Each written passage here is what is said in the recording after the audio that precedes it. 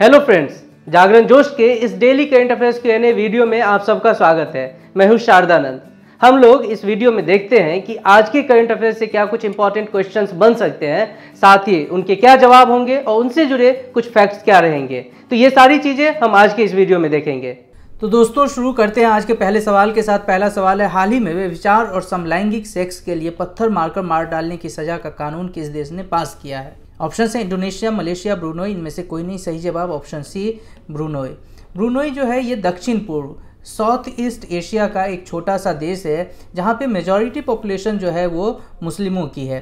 तो ये जो सज़ा है, ये जो एक हॉरिफिक, आपने इस कानून का अभी जिसके बारे में मैंने बताया कि व्यभिचार और समलैंगिक गे सेक्स वगैरह के लिए वहाँ पे ना सिर्फ मारने की सज़ा है बल्कि पत्थर से मार के डेथ बाय स्टोन होगी वहाँ पे।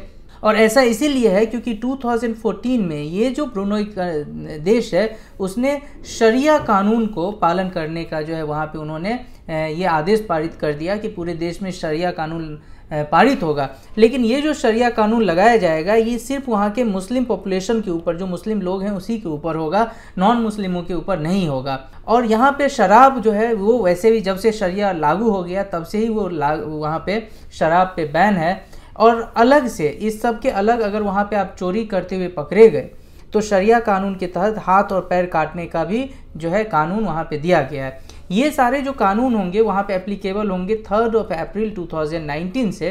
ब्रुनोई के बारे में मैं आपको बता दूं कि 1984 से 4 तक ये ब्रिटिश गवर्नमेंट के अधीन था, उसके बाद इसे आज़ाद किया गया। और अभी जो उनके राजा हैं 1967 से सुल्तान हसनल बोल्किया हैं, जिन्होंने 1967 से जो है राजगद्दी संभाला। ब्रुनोई में जो है राजशाही है, डेमोक्रेसी नहीं है। राजशाही मतलब राजा का बेटा ही वहाँ राजा होगा और वही चलता रहेगा। और जब वो 1967 में गद्दी संभाले थे, मात्र 21 साल के थे, वे शाही परिवार के 29वें वारिस है। और ऐसा माना जा रहा है कि ये दुनिया का, ये जो सुल्तान हसनल हैं, दुनिया के सबसे अमीर आदमियों में से एक हैं। इन्होंने विक्टोरिया के बाद सबसे लंबे समय तक राजगद्दी पे बैठने का इनके नाम का भी इतिहास है। साथ ही वहाँ पे इस नए कानून के हिसाब से अगर शुक्रवार की नमाज अदा करने में चूक हुई तो भी आपको सज़ा दी जा सकती है। अगर आपको मैं ब्रुनोई को मैप में दिखाऊं तो ये है वर्ल्ड मैप, जहाँ पे आप ये देख सकते हैं कि साउथ ईस्ट एशिया का ये जो एक छोटा सा है, बिल्कुल ही मलेशिया के पास, इंडोनेशिया के पास ये जगह है ब्रुनोई। इस मैप में आप इसको पूरी तरीके से समझ सकते हैं। और इसका जो कैपिटल है वो है बंदर सेरी बेगावन। ये इसका ब्रुनोई का कैपिटल है। बढ़ेंगे अगले सवाल पर।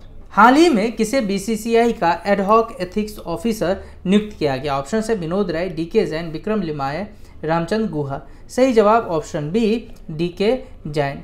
DK जैन कौन है? इन्हें, ये आपको मैंने पहले बताया था कि BCCI का इन्हें पहला लोकपाल नियुक्त किया गया था।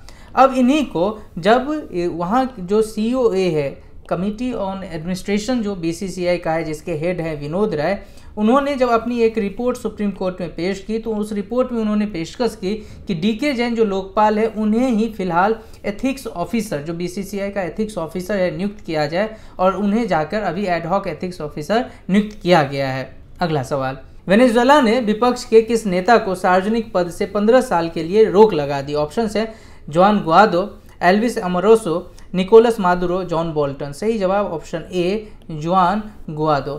जुआन गुआदो कौन है? ये वहाँ के अपोजिशन के लीडर हैं और जिनको माना जाता है कि US और जो यूरोपियन कंट्री है वो सपोर्ट करती है। क्या है, जुआन गुआदो ने कुछ साल पहले ये घोषणा की कि हम निकोलस मादुरो को राष्ट्रपति के पद से हटाकर खुद राष्ट्रपति हम बन जाएंगे। और इसके लिए उसे अमेरिका का समर्थन प्राप्त था।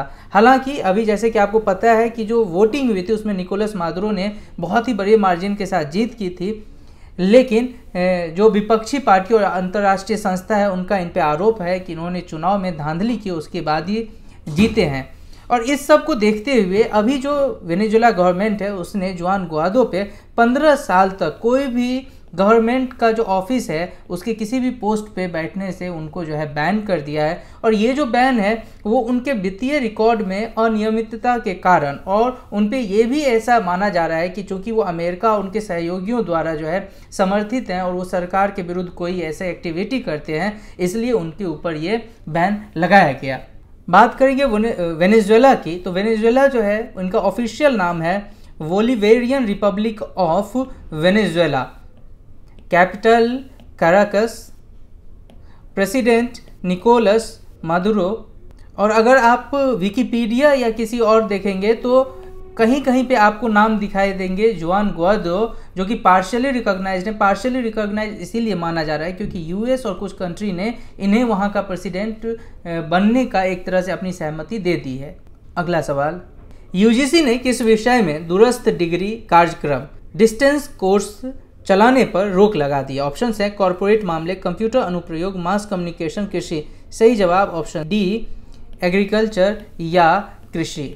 कृषि के ऊपर यूजीसी ने, जो विश्वविद्यालय अनुदान आयोग है, उसने कृषि में अब डिस्टेंस कोर्स पर रोक लगा दी। और ऐसा इसीलिए हुआ कि इसके ऊपर एक रिपोर्ट आई थी कि जो एग्रीकल्चर में जो पाठ्यक्रम है या जो इसकी जो सब्जेक्ट मैटर है वो एक तरह से लैब आधारित है या प्रैक्टिकल बेस्ड है। अगर आप डिस्टेंस कोर्स करते हैं तो या ना तो आपको लैब में की कोई सुविधा मिलती है, ना ही आप कोई प्रैक्टिकल कर पाते हैं।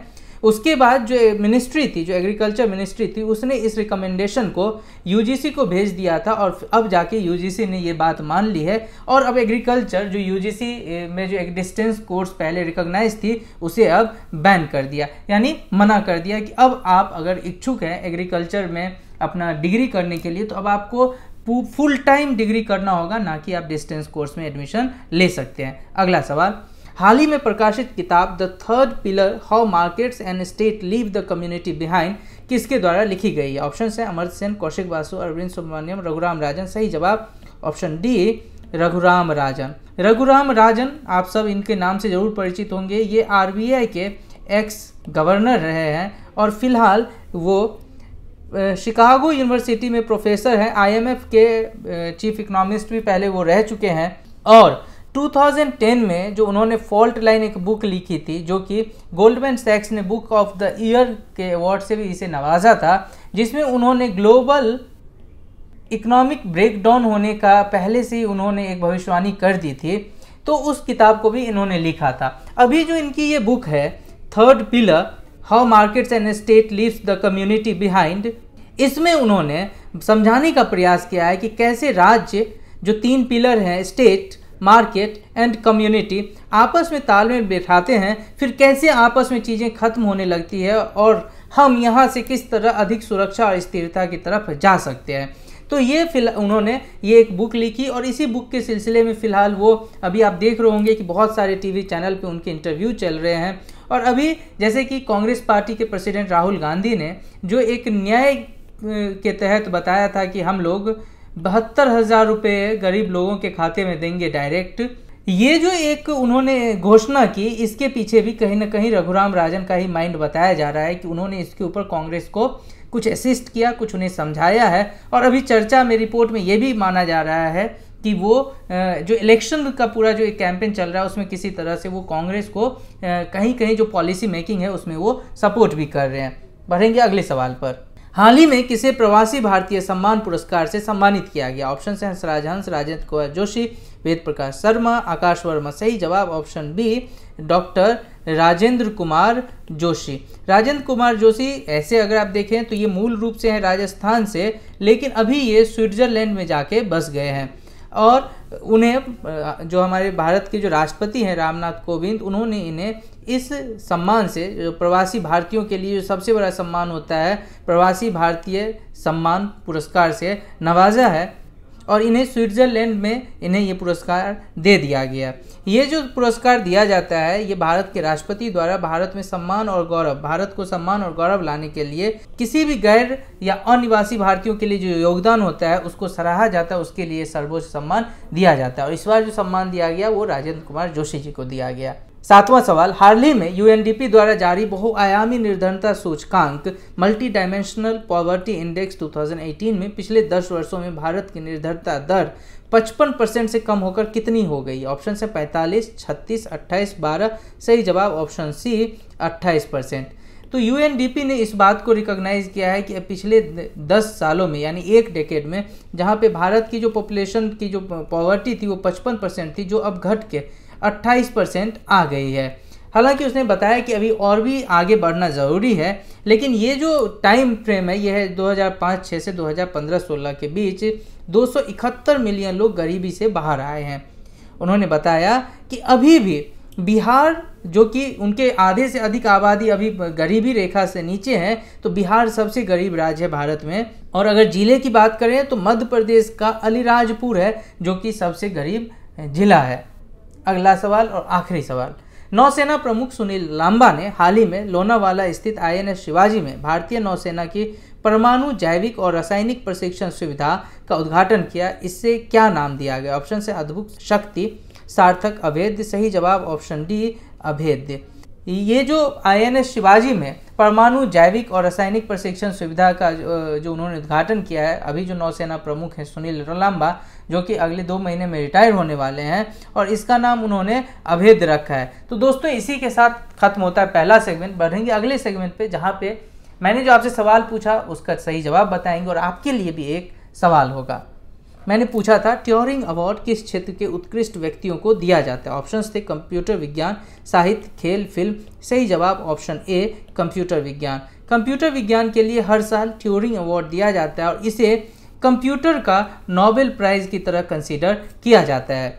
इस आर्टिफिशियल इंटेलिजेंस की कल्पना को सच करने वाले 3 वैज्ञानिकों योशुआ बेंगियो, जेफरी हटन और यान लीखन को $10 लाख करीब 7 करोड़ रुपए का नगद इनाम इसे दिया गया है ट्यूरिंग अवार्ड के तहत, और इसे गूगल ने फंड किया।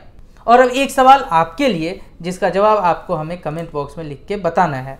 अमेरिका ने किस देश की सीमा पर दीवार बनाने के लिए $1 अरब राशि की मंजूरी दे दी है? ऑप्शन है मैक्सिको, चीन, रूस, जापान।